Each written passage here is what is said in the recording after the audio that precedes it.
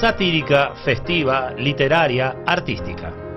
La revista Caras y Caretas nació en 1898 en una Argentina en plena expansión económica y muy pronto se convirtió en el gran semanario nacional. La revista surge fundamentalmente como una empresa periodística. A diferencia de lo que había ocurrido con otros periódicos o revistas del siglo XIX, y eso es lo que marca la diferencia importante entre esta y las anteriores, es que en general el periodismo del siglo anterior o del siglo XIX había sido un periodismo político, combativo, faccioso, dicen algunos, es decir, tenía como fundamental objetivo participar de las contiendas políticas. En el caso de Caras y Caretas pasa otra cosa.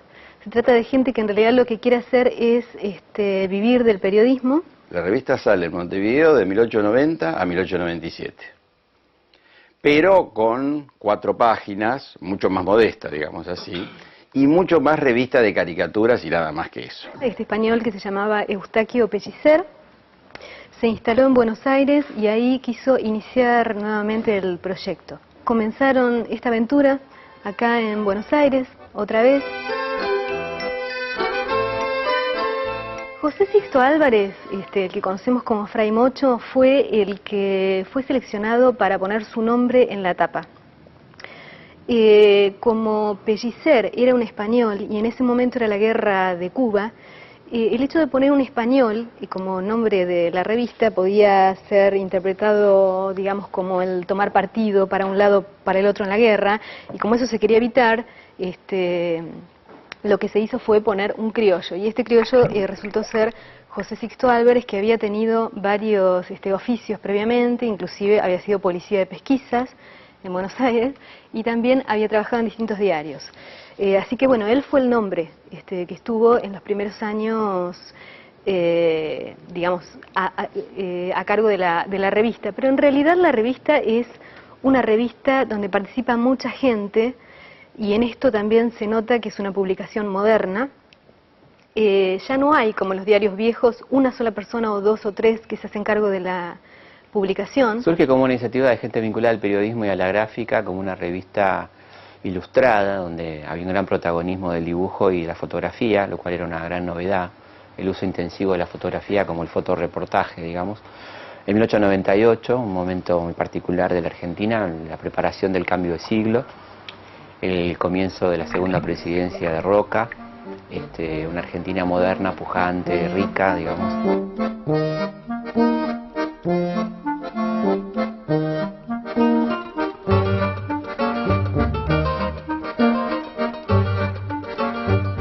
¿Lo de Caras y Caretas es por las caricaturas? Bueno, creo que es uno de los ejes, ¿no?, del sentido de la publicación. En la medida que la ciudad se vuelve una ciudad o empieza a convertirse en una ciudad cosmopolita, del fingir, la hipocresía, etcétera, se instalan en la sociedad. O sea que aquella Caretas aludía a lo que ahora llaman los pibes el caretaje. Y bastante. ¿Ah, sí? Bastante. Pero claro, también está el carnaval, ¿no? El carnaval como una fiesta muy importante, como lo que tradicionalmente tenía el carnaval de alteración de las relaciones sociales, de los vínculos, de las jerarquías, ¿no? Porque creo que la revista, el paratexto, digamos, ¿no?, o subtítulo de la revista, ya muestra, digamos así, esa mezcla y esa heterogeneidad, ¿no? Porque es semanario festivo, literario, artístico y de actualidades. Entonces poner lo artístico junto a lo festivo no tenía, digamos así, casi antecedentes en la época, ¿no? Es decir, eso era algo nuevo. Y es una revista siempre que guarda, yo creo que por la influencia de Cao y de Fray Mocho, una permanente doble actitud, ¿no? Por un lado hay la cobertura de los sociales, una revista que podríamos emparentar con lo que es Caras, y por otro lado las caretas, ¿no? La cuestión de esas mismas caras ironizadas, estigmatizadas en muchos casos, desde la tapa, desde los contenidos humorísticos, que son ácidos, durísimos, y con una clara intencionalidad política contestataria, ¿no?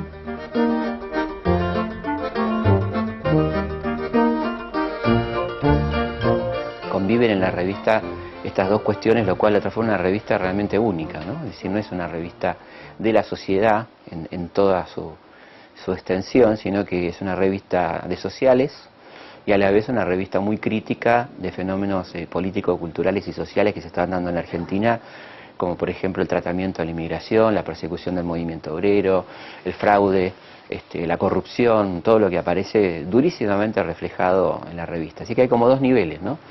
La exaltación y la transmisión de la cultura de la élite, por un lado, y por otro lado la durísima crítica desde la tapa, que es una editorial, porque la tapa editorializaba, y luego dentro de la revista las historietas, los dibujos muy duros con el poder, y eso fue una característica hasta 1941, que fue toda esta época de oro de Caras y Caretas, ¿no?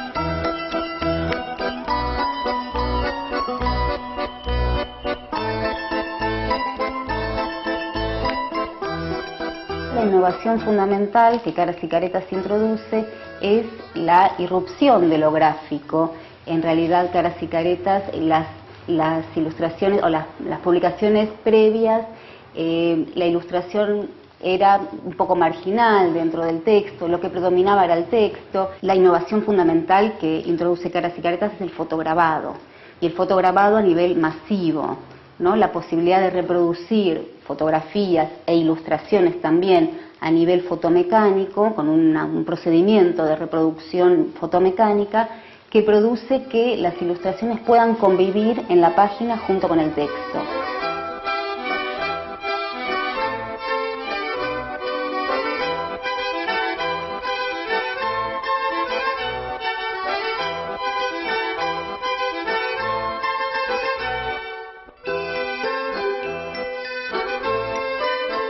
Caras y Caretas abrió un nuevo espacio en el mundo del periodismo por la calidad de sus ilustraciones y la colaboración de prestigiosos escritores argentinos y extranjeros.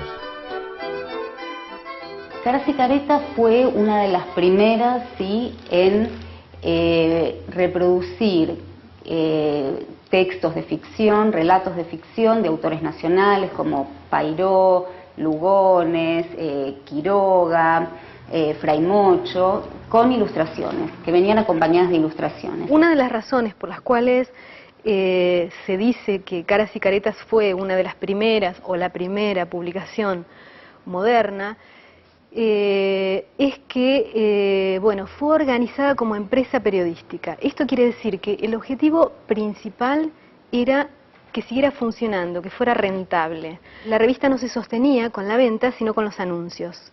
Ese es otro de los elementos que marcan un cambio importantísimo en el periodismo, ¿no?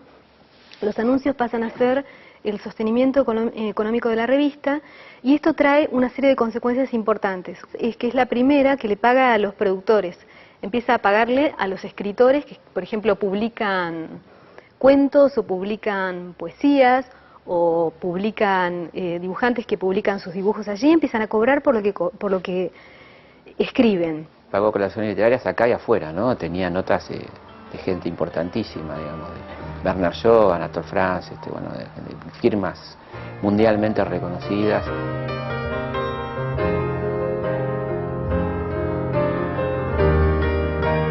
Con un público heterogéneo, el semanario satírico fue un éxito editorial y mantuvo el liderazgo a lo largo de 4 décadas.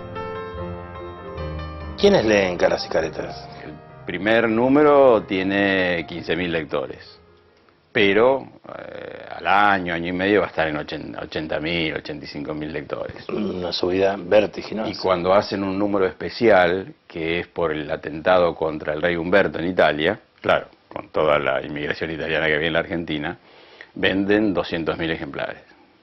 Que es una enormidad, porque si multiplicás por 5, ¿no?, que generalmente se hace, claro, 1 millón de habitantes la leyeron todos. Claro, porque no había ninguna revista que tuviera esa información gráfica, ¿no? El público ilustrado de Buenos Aires que compraba La Nación o que compraba La Prensa, que también compraba La Vanguardia, porque había un público de izquierda también de la revista, curiosamente, que tenía que ver con la cuestión del dibujo y esa parte crítica. Y ese público se fue ampliando notablemente hacia sectores medios que la fueron comprando, y también los sectores populares menos, digamos, ¿no? Había como una cuestión, insisto, de costo, pero el público se puede decir que ya para la década del 30 era un público muy amplio y era muy común en las casas de clases medias la compra semanal de caras y caretas, ¿no? Como algo imprescindible, necesario. Todo. Creo que uno de los hallazgos de la revista fue el formato, sobre todo si recordamos lo que eran los diarios de la época y las referencias a que los diarios tipo La Prensa y La Nación se leían sobre una mesita que generalmente estaba en la casa con esa finalidad, pero había que desplegarlos porque eran sábanas. Entonces, una publicación de 26 centímetros y medio por 18 era absolutamente manuable y transportable. Eso coincide con toda la organización, diríamos así, de los suburbios.